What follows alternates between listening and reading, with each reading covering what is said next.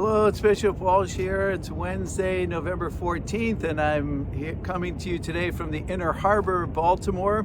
We're gathered as the United States Conference of Catholic Bishops this week for the annual Plenary Assembly, and happy to be here for the second time with my brother bishops and discussing all the different matters that are part of the church in the United States. And I have with me something that's on the website as well, but just to give you an idea, some of the committees and some of the activity that goes on here. It's with Hispanic Affairs, Doctrine, Migration Committee, Cultural Diversity in the Church, Evangelization and Catechesis, Divine Worship, Laity, Marriage, Family Life, Youth, Religious Liberty.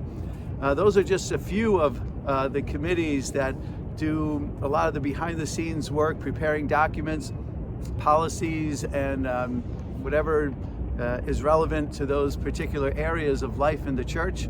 So a lot of those committees meet prior to some of the the main sessions that we have, and then they work out things throughout the year as well, working on subcommittees and so forth. So it's just very interesting dynamics that are here.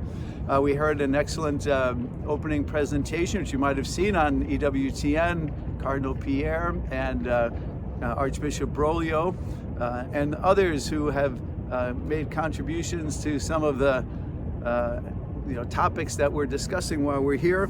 Just so you know a few of the statistics, there's 196 dioceses in the United States, about 273 active bishops, and 15 cardinals.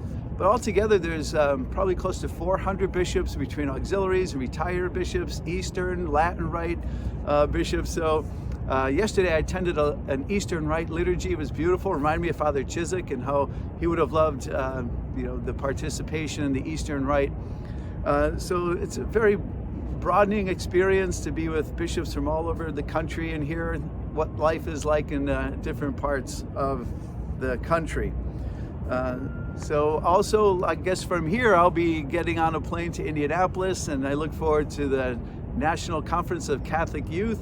We have a busload that is heading down there, and I'll join them for the ride home, but also enjoy very much the time in Indianapolis spending with them. It's been over 20 years, I think, since I went to my last National Conference of Catholic Youth. So it's something that we need to do to continue building up our young people and giving them enthusiasm, something that they really feel excited about, so that they come back to their parishes and are excited also about how they can build up the life of church right there in their own parish, participate in the life of the Eucharist and service and opportunities just to live out their faith and to be proud of their faith.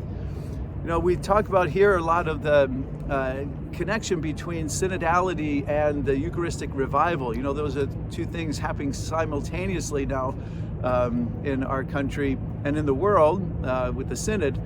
And we need to, I think, just remember that communion, participation, and mission are what we are striving for, understanding this more deeply as we are in communion with God and His people.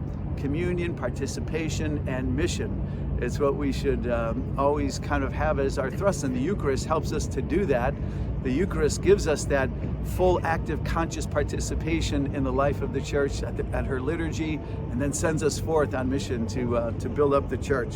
So there's some great aspects to that: synodal prayer, listening, and all that we hope our young people really catch on to.